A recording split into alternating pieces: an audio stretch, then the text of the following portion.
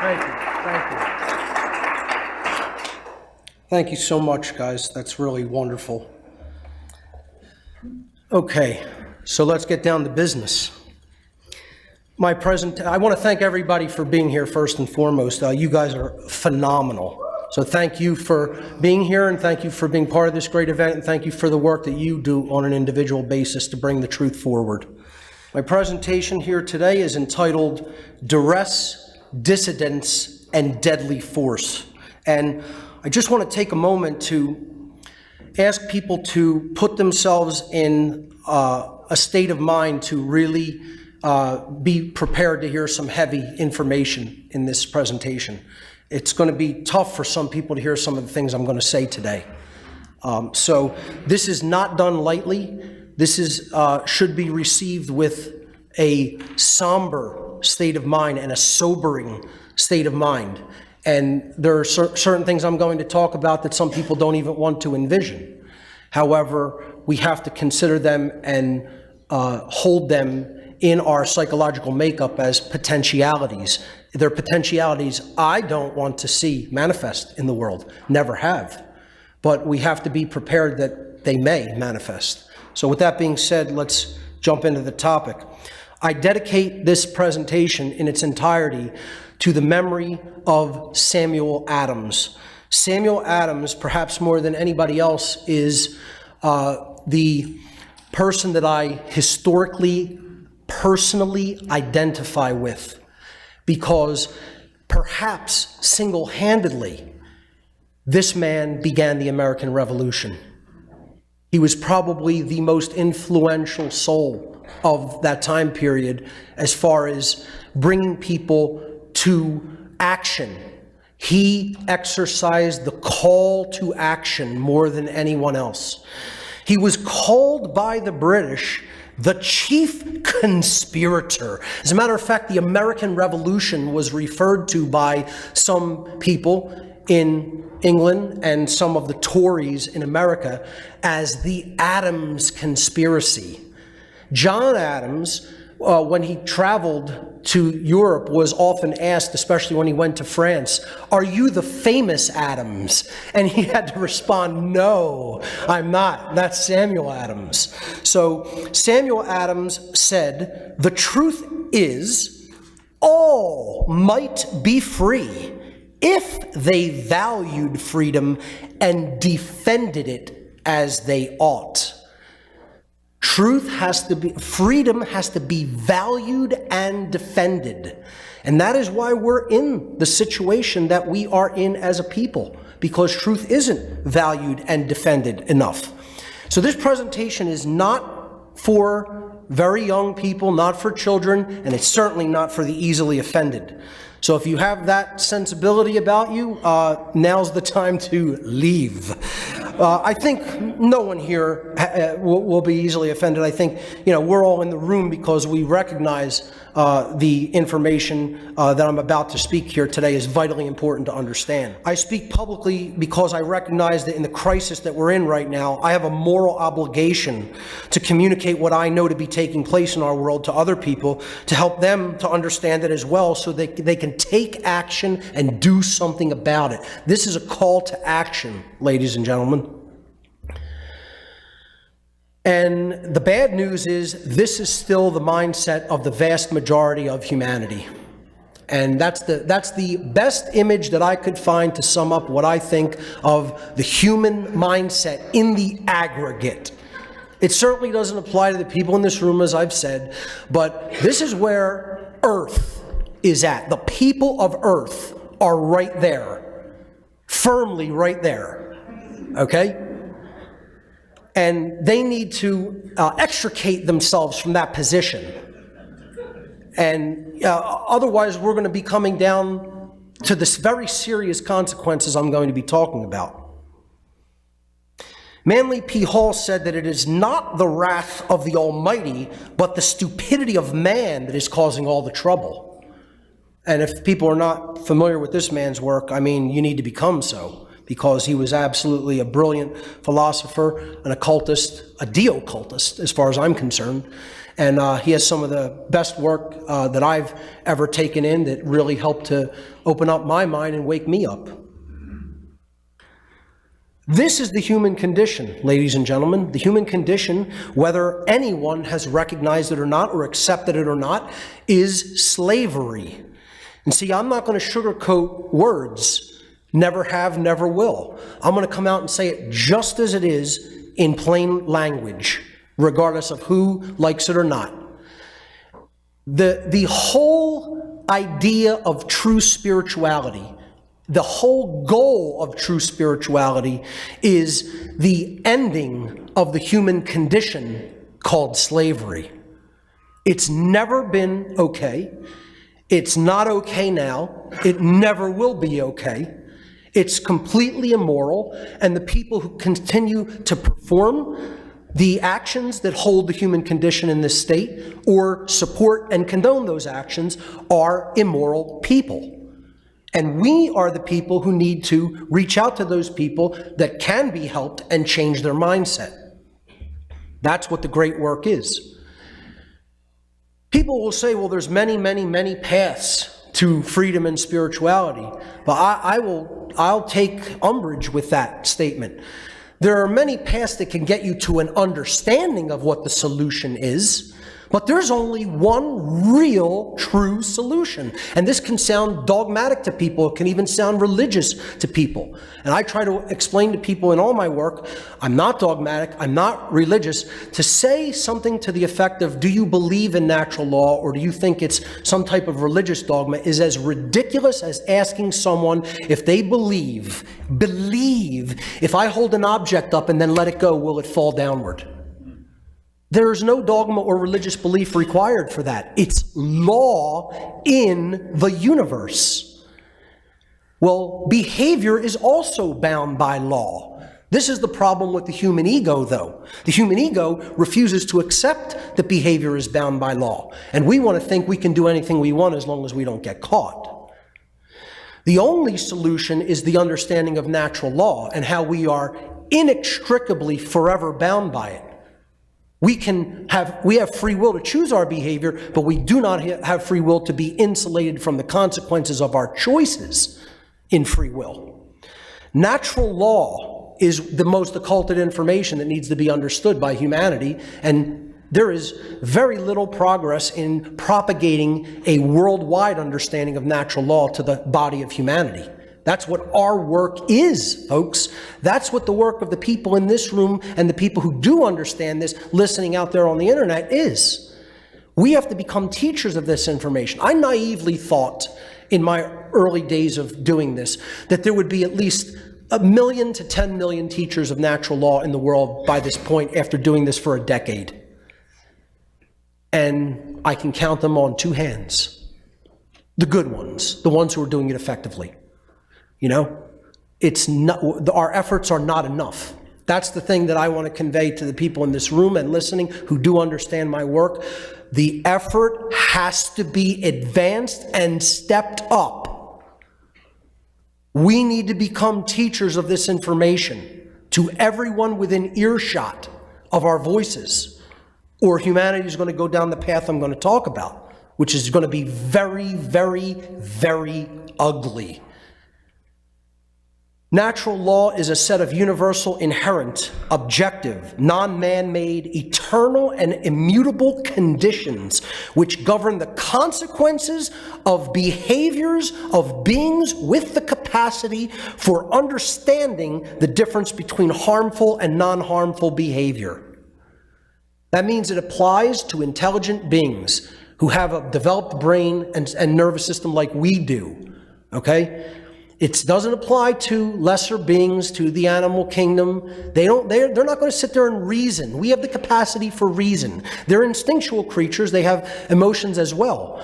But we have higher thought functions. That's why natural law applies to us. The behavioral laws of creation apply to humans and more advanced beings, because we have the capacity for understanding morality. A worldwide common sense understanding of true objective morality and the laws that govern behavioral consequence is the only true solution to the current human condition of slavery. For as long as humanity remains ignorant of the occulted knowledge of natural law, it will remain enslaved. And that is by law, by universal cosmic law. By no laws of man will it remain enslaved. It will be enslaved by the laws of creation. For those who are not familiar with my work regarding natural law, I absolutely encourage everyone to watch my 3-part video series called Natural Law, the Real Law of Attraction and How to Apply It in Your Life. What natural law is all about is the objective difference between right behavior and wrong behavior. I always tell people that, we use the same word to communicate the idea of correct and moral. We use the word right to communicate those concepts. Correct means based in truth.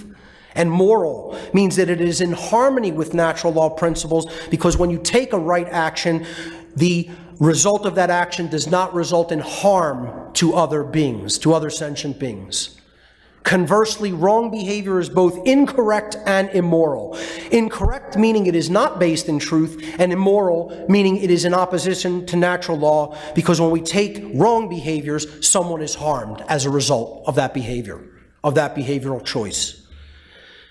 The problem is, folks, most people still in the year 2018, sad as though it may be to say, cannot properly define a right. They cannot give you the definition of what a right behavior is. And that's why we're losing our rights. Because they do not understand that a right is an action that does not cause harm to another sentient being. And that is the definition, and it is as simple as that. I've rewatched the movie K-Pax recently. And it's about an alien being that comes to the earth and interacts with, the primitive human beings that can't understand his mindset. And when he's asked if his planet has a government, he says, we have no need for a government. And he's like, well, how do your people know right from wrong? And his answer is, every being in the universe knows the difference between right and wrong. That's the real answer to that question. This should be common sense knowledge, but we're so backwards as a species that I need a 9-hour presentation to explain to brainwashed people what the difference between right and wrong behavior is.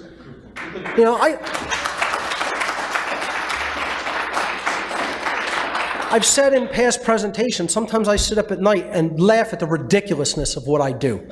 Really. I laugh at how ridiculous having to present basic information like this is. And yet the majority of human beings, it's falling on deaf ears. The following actions are examples of the initiation of aggression against others, which is what all wrongdoings are. These actions are violations against natural rights and therefore constitute violence. Murder, assault, rape, theft, trespass, and coercion. And you could think all you want about any wrongdoing that can possibly be committed. I've challenged many, many people to do this, and you will recognize every single wrongdoing that can be committed against another human being is a form of theft. There is only one wrong, theft, in one form or another, and there is only one law in the universe. Don't steal. That's it. Every wrongdoing comes down to an act of theft. Provably.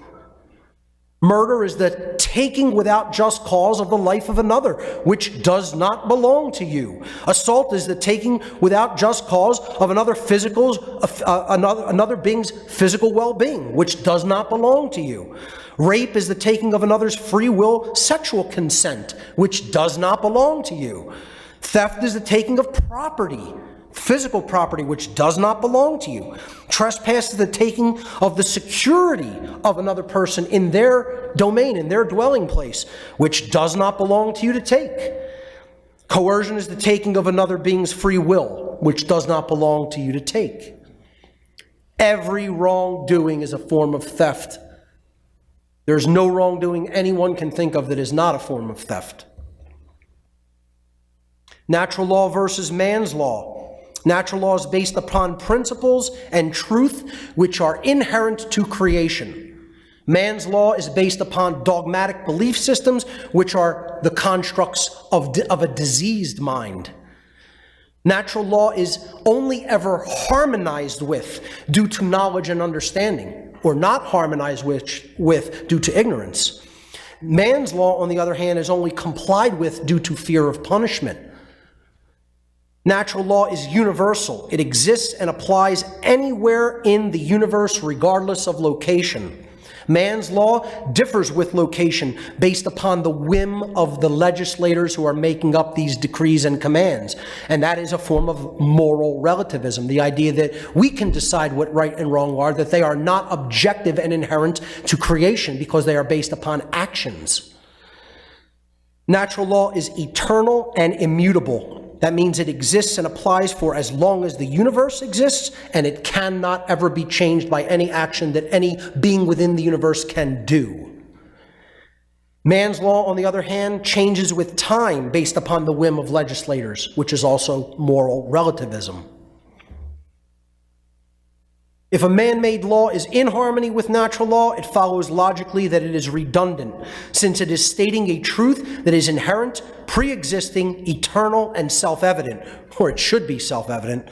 Therefore, man's law is both irrelevant and unnecessary. If a man-made law is in opposition to natural law, it follows logically that it is both false, meaning it is incorrect, and it is immoral, meaning it is harmful. It results in harm to other beings. Or in other words, it's wrong. Therefore, man's law that is in opposition to natural law can never be legitimately binding upon anyone. Therefore, I say throw all of man's law out. We don't need it. We only need to understand and bring our behavior into compliance with natural law. That's it. And then we would experience a society based in freedom. Because as we engage in moral behavior, a society in the aggregate becomes more free. And as we engage in immoral behavior, a society in the aggregate becomes more enslaved. That is the natural law of freedom. There is a law that governs the freedom of a whole society. As morality increases, freedom increases. As morality declines, freedom declines. There's only one true divide in all of humanity, only one thing that really separates human beings into two groups. This is what I call the true dialectic or the true divide. There's only one divide that separates humanity into two distinct types of individuals. The criterion for this divide is whether or not an individual believes in the concept of authority and therefore believes that there is legitimacy to slavery. Because that is what authority is. That is what the belief in authority is. It is the belief in the legitimacy of slavery.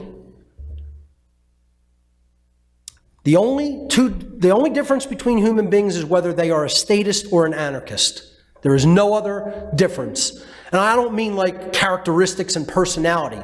I'm talking about things that actually, truly separate us into two camps of beings. The statist says he has the brilliant idea that we give a small group of people the right to kidnap, imprison, harass, steal from, and kill people so that we can be protected from people who kidnap, harass, steal from, and kill people. Brilliant ideology. It's working out so well, don't you think? Our rights are protected, we're prosperous, we're free. It's just a flawless idea that's working out wonderfully. I have told this anecdote in the past. I was looking for a picture of an anarchist, and you're not going to see any pictures of people in the quote-unquote anarchist movement. I'm not going to single out anybody, least of all myself, to put a picture and say they're the quintessential anarchist. So I was going through images, and I found this meme with Jesus as the anarchist saying, I'm an anarchist, but most of my followers are statists. And nothing could be more true. The fake-ass Christian religionists that all believe in the authority of government and have this, dissonance in their mind that somehow, God could be an authority bringing the laws of behavior and the universe upon people, and yet we can still have authority vested in man. This idea of serving two masters. A statist is an individual who erroneously believes that there is such a thing as authority vested in certain human beings, which magically gives them the right to rule over other people. This, quote, authority means that certain people who we call government, the masters, have the moral right, quote unquote, to issue commands to those whom they rule, and those under their, quote, jurisdiction, which literally means the law is what I say it is. Literally in its etymological roots. These people are their slaves who have a moral obligation to obey the arbitrary dictates, the laws set by their masters. And most simply put, when we really strip away all the euphemism, a statist is simply someone who believes in the legitimacy of slavery. And that makes them, by definition, immoral. Conversely, an anarchist is one who knows that there could never be legitimacy to authority or government because those terms are simply euphemisms for coercion, violence, and slavery, which are always immoral and therefore are always in opposition to natural law, the universal spiritual moral laws of creation. The problem is people don't understand the meaning of true anarchy. I'm not talking about, people who call themselves anarchists, folks. When I'm using the term anarchy here, I'm talking about true anarchy and true anarchists. And there's only one real kind of anarchist, and that is the anarchist that understands all authority, all government is slavery, and the only solution is moral behavior under natural law. That's what an anarchist really is. The word anarchy comes from the Greek prefix an, meaning without, the absence of, and the Greek noun archon, meaning master or ruler. Anarchy does not mean without rules. It does not mean chaos. It does not mean disorder. It does not mean, quote unquote, lawlessness when it comes to moral law. It literally means without rulers, without masters, and archon, without masters, meaning no masters, no slaves. And if you say the phrase no masters, no slaves to the average person, and you say word association game, tell me the first word that comes to your mind when I say no masters, no slaves, they'll say freedom.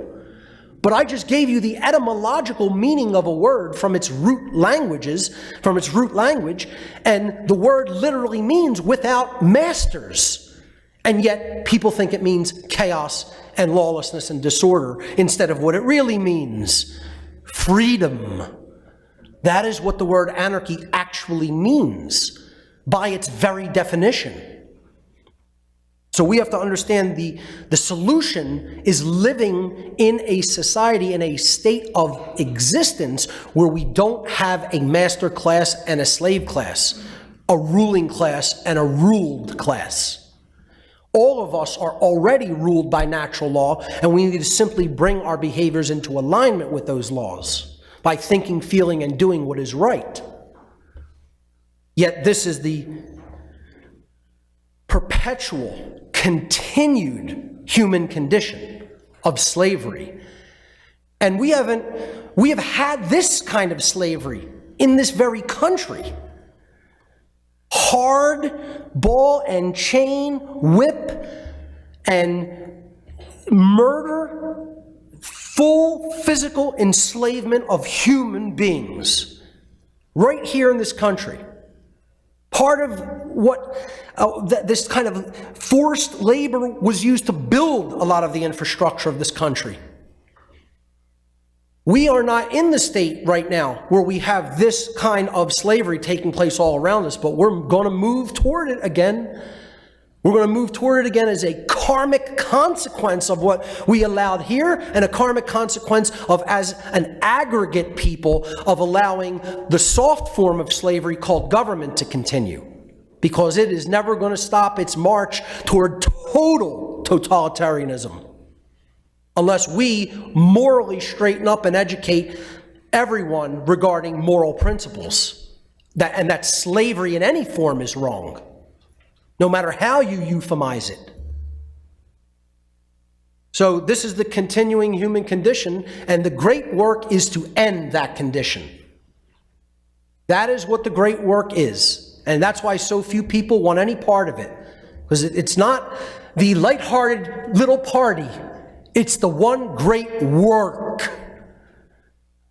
Just to tell people, not that it matters, because you know what? Too many people are focused on dollar signs and value being only in monetary units.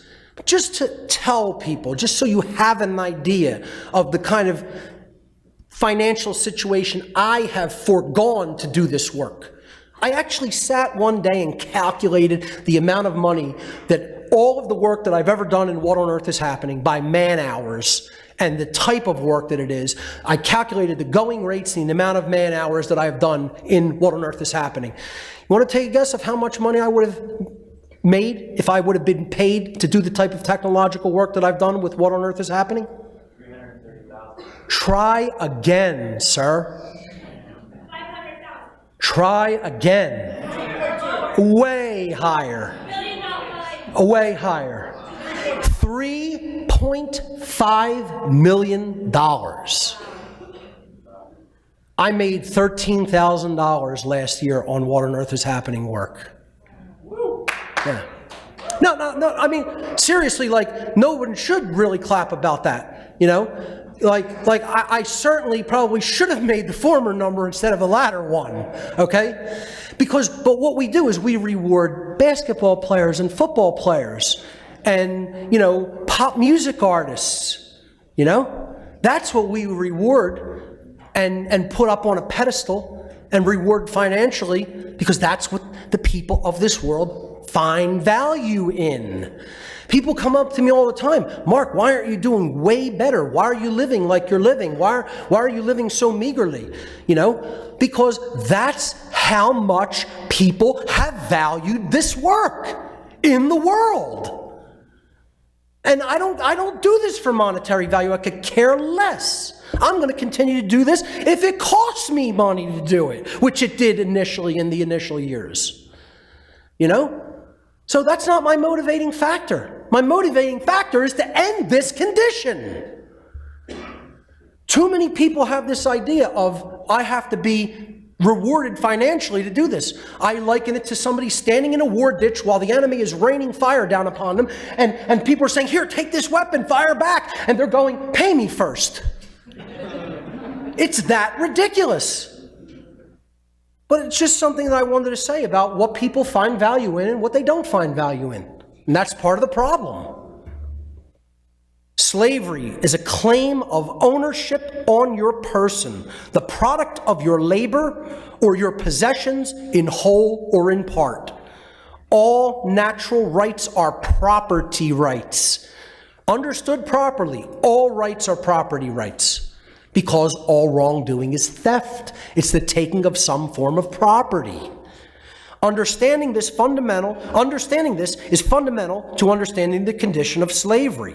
We all own ourselves and have the right to live freely and exercise our natural rights, provided actions we perform do not infringe upon another person's rights. Anyone who dares to try to stop people from living within these natural rights is making a direct claim of ownership upon that other being, which is the very definition of slavery. Those who do this or condone this are tyrants and should be treated as such. This is no light matter, ladies and gentlemen. That's why I told you, get into a somber, serious mindset about the topics I'm going to talk about and discuss today, because this is extremely serious and should be taken as such. The people who are doing what they are doing have no right to do these coercive and immoral behaviors and conduct them upon the human population. And we have every right to end that state. And ladies and gentlemen, get as offended by this next statement and slide all you want, but here are the enforcers of slavery in the modern world. The police and the military are the enforcers of slavery. I don't care who you know that's in the police or military. I don't care who you like that's in the police or military. I don't care what kind of relationship you have with people that are in the police and military. I will look any member of the police and military in the eyes directly to their face and tell them that they are the enforcer of worldwide slavery. Because that is the truth. They work for the interests of the ruling class and the dictates of the ruling class. period, the end. And until these people walk away from their immoral jobs, humanity's going to remain enslaved, or it's going to take something that is going to be extremely negative and ugly for everyone to end the condition of slavery, which I don't want to see it come to. The great work is to get these people to quit their cult. That's what the great work is. It's to get people to quit these cults, because that's what they are cults. They're satanic cults. And to get the people who condone these cults to stop condoning the behaviors of these cults.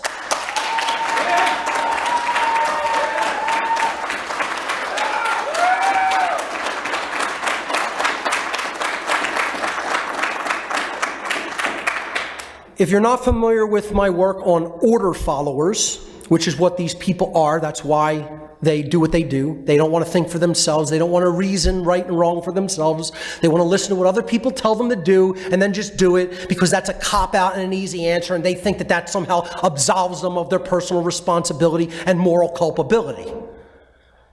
I put out this a few years back called The Cult of Ultimate Evil, Order Followers and the Destruction of the Sacred Feminine, which is the true heart-based care energy within all of us, which gets murdered in these cult members so that they can go out and perform the behaviors that they perform like the automaton robots that they are.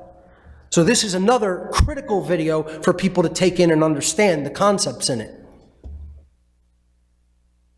The police and the military are the modern equivalent of house slaves of the Civil War era period. They are the people who are keeping the system of slavery in place. And they do this through duress, which is the first part of the three parts of this presentation: duress, dissidence, and deadly force.